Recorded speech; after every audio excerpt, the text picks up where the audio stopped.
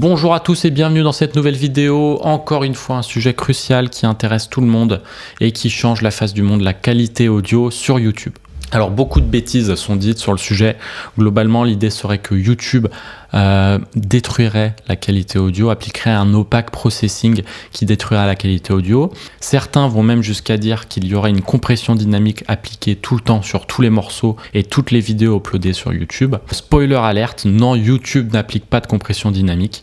Il applique une compression de données, certes, mais elle n'est pas si destructrice que ça, elle n'est pas si radicale que ça, et surtout, comparé à d'autres services de streaming de musique, on a une qualité qui n'est pas si mauvaise que ça. Alors on va prendre un exemple pour éclaircir tout ça, et je vais en profiter pour vous montrer ma petite astuce pour obtenir la meilleure qualité audio possible sur YouTube, dans la limite évidemment des limites de compression de données de YouTube, mais je vais vous montrer comment avoir tiré le meilleur parti de YouTube en termes de qualité audio. Allez, c'est parti.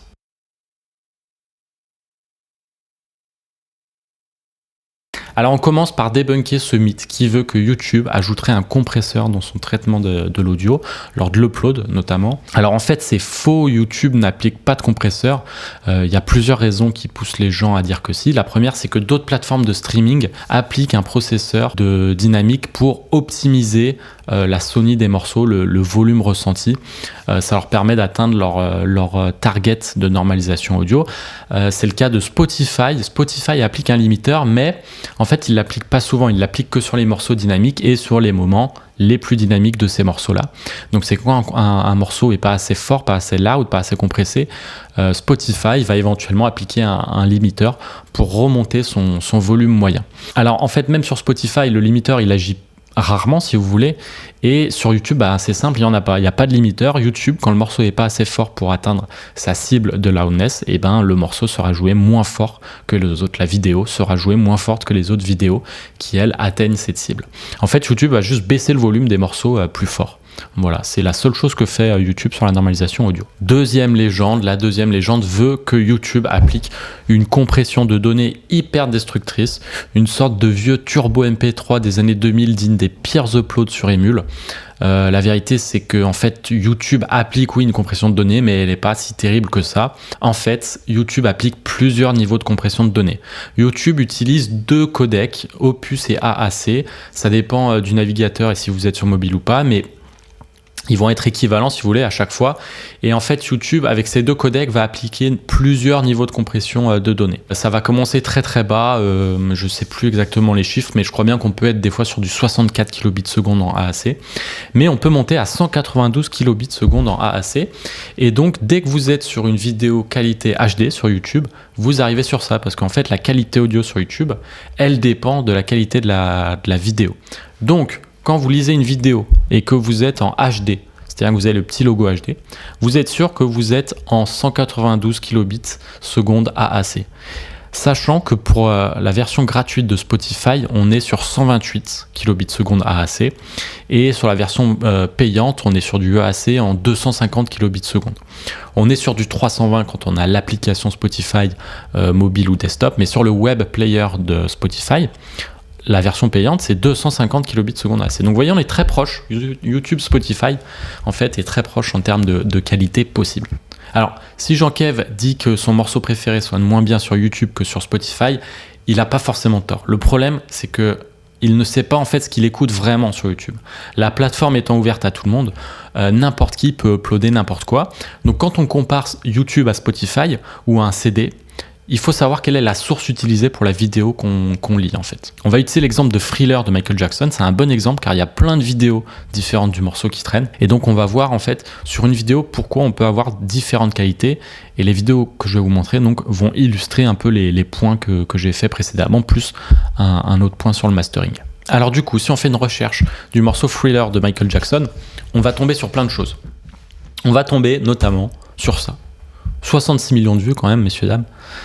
Pour ce vieil upload de 2010 qui monte en 240p. Donc évidemment que ça va sonner moins bien que sur Spotify, puisque même si la personne elle a fait son rip depuis un CD, qu'elle a fait un beau rip de qualité CD, de toute manière on est bloqué sur l'équivalent de la qualité 240p, donc une qualité audio qui sera très très basse. Je peux pas vous faire écouter les morceaux, mais spoiler alerte, là ça sonne terriblement mal. Hop, allez, je vous laisse quelques screenshots parce que c'est magnifique. Donc voilà, cet upload de 2010, déjà, forcément, il ne peut pas sonner très très bien puisqu'il est bloqué sur une qualité vidéo trop basse pour que la qualité audio choisie par YouTube soit correcte. Deuxième problème de cette vidéo, c'est qu'on est en 2010 et donc en fait on sait, ça se trouve la personne elle a uploadé un vieux MP3 à l'époque. On a plein de vieux MP3 qui traînent chez nous dans nos ordis, on a des MP3 qui ont été téléchargés sur Emule en 250 kbps, on les a reconvertis en 64, on les a reconvertis après dans un autre format. Donc on a fait conversion lossy sur conversion lossy et on se retrouve avec des fichiers avec plein de distorsions, une qualité audio très très basse. Donc voilà, c'est les deux problèmes en fait d'une vieille vidéo de 2010, c'est qu'on n'a pas la qualité HD et puis surtout on peut être très soupçonneux de la qualité audio de la source qui a été uploadée. On passe à la deuxième vidéo, là c'est un cas intéressant, c'est un upload vinyle en fait, c'est une personne qui a rippé son vinyle, qui a enregistré son vinyle. Alors c'est pas forcément mal en soi, mais en fait ce qu'on écoute, c'est pas seulement la qualité vinyle qui peut être très bonne, ça se trouve ce vinyle il sonne très très bien, mais en fait on va écouter aussi la cellule qui est pas forcément hyper bonne, vous voyez. On va aussi écouter le préamp phono, la carte son qui a converti le signal analogique en signal numérique, tout ça, ça va affecter la qualité audio et il y a des chances que la personne en fait elle n'ait pas des super éléments si vous voulez dans sa chaîne hi-fi qui font que la qualité audio est affectée. Autre chose qui fait que Jean-Kev dit que ça sonne moins bien que sur Spotify, en fait c'est un mastering vinyle, donc peut-être que Jean-Kev il aime moins ce mastering là précisément. Je vais vous reparler de mastering dans les deux dernières vidéos Freelore que j'ai choisies, mais en tout cas voilà, un upload vinyle évidemment que ça va pas sonner pareil que sur Spotify, mais c'est pas YouTube en soi qui affecte tant la qualité.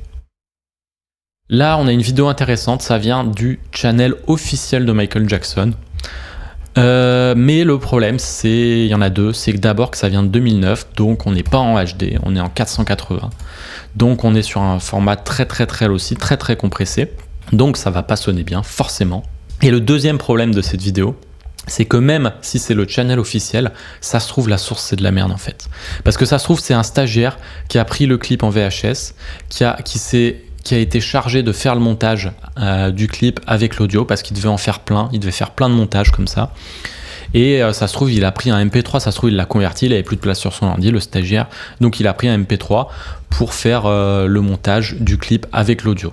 Donc voilà, c'est pas parce qu'on est sur le channel officiel que forcément l'audio sera bien. Évidemment, je spécule. Mais bon, ce qui est certain où je spécule pas, c'est qu'on n'est pas sur de la qualité HD, donc on n'atteint pas une très très bonne qualité audio, surtout comparé par exemple à un Spotify ou consort. On arrive aux deux dernières vidéos. Alors elles sont très intéressantes parce que en fait vous voyez qu'on a deux pochettes différentes. Je vais pouvoir vous montrer plein de choses. Elles ont plusieurs points communs. Déjà, elles atteignent la qualité HD. Donc on est sur la qualité optimale que peut proposer YouTube. Donc ça déjà c'est super. Deuxièmement, ces deux vidéos partagent une description très très proche. Provided to YouTube by et auto-generated by YouTube. Vous voyez que ces deux vidéos ont ces éléments-là. Alors en fait, YouTube est un service de streaming musical en plus d'être un service de streaming vidéo. C'est-à-dire que vous pouvez vous abonner sur YouTube et vous pouvez par exemple lire l'audio des vidéos avec le téléphone verrouillé, etc. Donc YouTube Music en fait, c'est un peu comme Spotify. Et quand vous uploadez votre musique sur les services de streaming, quand vous êtes musicien, quand vous êtes label, producteur, et que vous envoyez votre master au streaming, en général, vous allez envoyer le même fichier à Spotify, à YouTube, à Tidal, à Qobuz, à Deezer. Donc, YouTube va générer automatiquement des vidéos à partir de cette source en fait. Donc c'est la même source qui est utilisée sur YouTube Music que sur Spotify. Et toutes les vidéos provided to YouTube, en fait c'est les vidéos YouTube Music. Ça c'est les vidéos du service YouTube Music que YouTube a généré automatiquement à retranscrire en une vidéo. Donc vous êtes quasiment sûr que là vous avez la même source utilisée que sur Spotify et comme vous êtes en HD, vous avez du 192 kbps. Donc là vous vous rapprochez d'un Spotify Premium. Vous êtes entre un Spotify gratuit et un Spotify Premium en termes d'équivalent de qualité audio. Et donc c'était ça mon astuce que je voulais vous partager pour avoir la meilleure qualité audio possible sur YouTube, c'est de choisir plutôt les vidéos où il y a écrit ça, Provided to YouTube by et Auto Generated. Alors il n'empêche, ces deux vidéos ont quand même un son différent. Elles ont un son très différent et en fait c'est le mastering qui change. Donc c'est un autre élément qui fait que Jean-Kev pense que ça sonne différemment sur YouTube que sur Spotify, alors que pas tant. En fait là on a un mastering différent, mais moi je vous garantis que sur Spotify vous allez retrouver ces deux choses. Vous allez retrouver ce best-of et vous allez retrouver cet album. Alors en l'occurrence le best-of, si on regarde les informations de la vidéo, on remarque que niveau normalisation audio, le morceau était un peu trop fort par rapport à la cible de YouTube. Donc YouTube l'a baissé de 3,3 dB. On a probablement un morceau qui doit être compressé à un niveau, qui doit être à un niveau de Sony autour de, peut-être 12, 13, 11 LUFS. Et ce morceau-là, lui, il n'a pas du tout été baissé en termes de volume absolu. On est pile sur la cible de Sony de YouTube. Et donc, ce qu'on peut en conclure, c'est que à l'écoute, on va probablement avoir ce morceau qui est plus compressé dynamiquement que ce morceau-là.